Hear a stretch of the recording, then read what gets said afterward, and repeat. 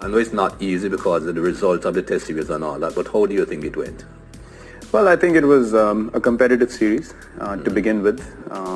We've already understood and admitted the things that we haven't done well.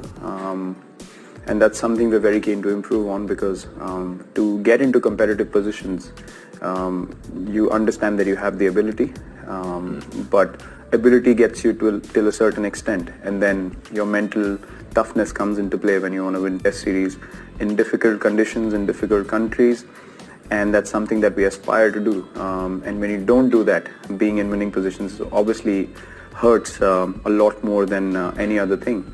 And for us as a team, that's probably been the most frustrating part, that we have shown our skill sets to get into positions and we haven't capitalized on them.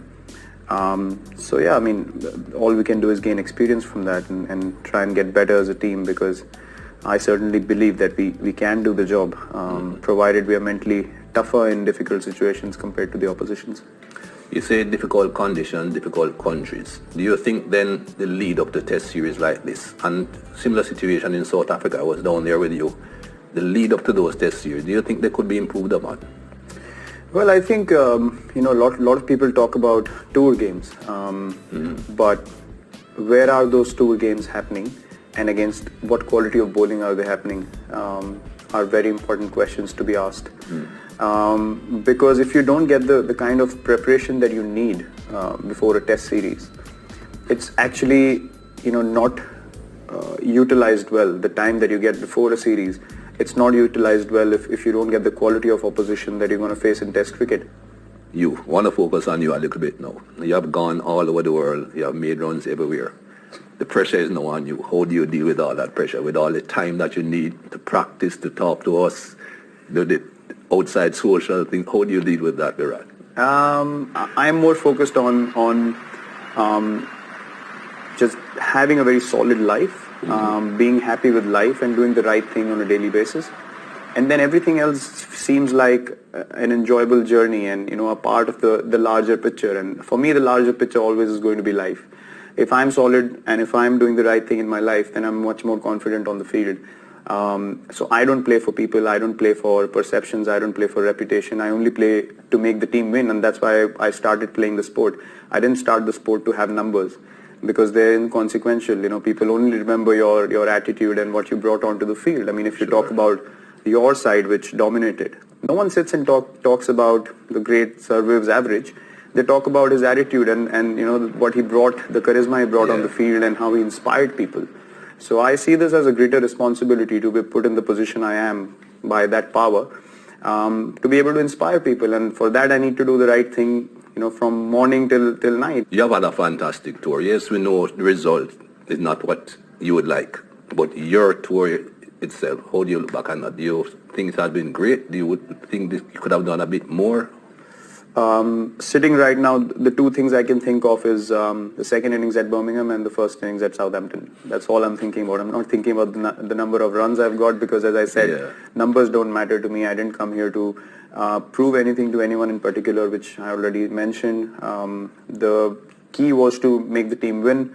And twice I was in a position where, I could have contributed. I know Trent Bridge was a successful performance, but second innings at Birmingham, I think about that, and the first innings at Southampton, I think about that, so that when I'm in the same position again, I don't let the team down. I want to be able to take the team across the line, and I'm always focused on that. I'm always focused on where my mistakes are and how I can improve on them, and I always am willing to accept my mistakes, even in the best of times, so that I can keep improving and not fall behind at any stage, because it's very important for the team that my mindset stays good, because I have to lead from the front. And if I'm not clear in what I'm doing, and if I think of my performances, that's not doing justice to the responsibility I've been given. So right now I've only thought about those two incidents where I could have pushed the team further and maybe won Birmingham for the team and put the team in a solid position in Southampton. Your fast bowlers, they have impressed everyone. First time I've ever seen an Indian team that their fast bowlers are, all of them, quicker than the opposition fast bowlers. How did that come about? Well, it's lovely. I mean, it's nothing but the hard work of individuals. I must say, these guys want to be the best bowlers in the world, and that's something that I'm very proud to see as captain, because when you see these guys running in and when you see them bowling in partnerships, bowling for each other, that's something that you've experienced yourself. It's a beautiful feeling when you're not trying to outdo anyone else, but you're just trying to take 10 wickets for the team. And that's what these guys have shown. They bowl they bowl with heart throughout all 5 days of Test cricket. At 6:15 in the evening, Shami is bowling 90 miles, and so is Bumrah, and Ishant's running in all day. So they've worked on their fitness really well. They take regular breaks. They work on their fitness. They work on their strength. And then they are very honest with, their preparations. So the mindset is purely to take 10 wickets and just work towards the team cause. And then you see special things happening because they're always thinking team all the time. No one's thinking for themselves. For that, they're training better. They're preparing mentally. They're preparing better. And they believe they can get 20 wickets every game, which I think is the most important thing. Thank you very much, Virat. Thanks. And all the best. Thank you. Well, there'll be more of that tomorrow lunchtime. Interesting that when he talks about himself, he feels as though he could have done more to change the course of the series, which is very gallant of him. But actually, it's been a series where the sort of human frailties amongst both teams have made it more interesting. I think you get a glimpse into the mind of a great player there. He's not thinking, as you say, about the fact that he's got more than double the number of runs that anybody else in the series has got. He's not thinking about the runs that he's scored and the hundreds that he's made. He's thinking about the two opportunities that he could have helped India over the line. That second innings at Edgbaston when he was LBW to Stokes, and the first innings at Southampton, not the second, the first innings when he got out to Sam Curran, when he felt he could have helped India to a bigger first innings lead, which would have helped them win that game. That is a glimpse into the mind of a great player. But those are the things that a great player like Virat Kohli will have in mind. Going back to Alistair Cook, those that understand the value of runs for the team will always think that way. Yeah, it's the only currency, really. And the other thing, I think we're so lucky, really, or Test cricket in particular is so lucky that Virat Kohli has that attitude, that he is desperate to take India forward as a Test-playing nation, because it'd be so easy. You talk about burnout and the amount of cricket that Joss Buttler and people like that are playing. Nobody is busier than him, and yet he still sees Test cricket as the pinnacle and wants to drive it forward. That to me, actually, is one of the most important things he's said, because in this current era where so many people feel Test match cricket around the world is under some sort of threat, it's fine in this country, as we always say, because we can fill the Oval, we can fill Lords, we can fill most grounds, especially when India, Australia are here, those sort of sides.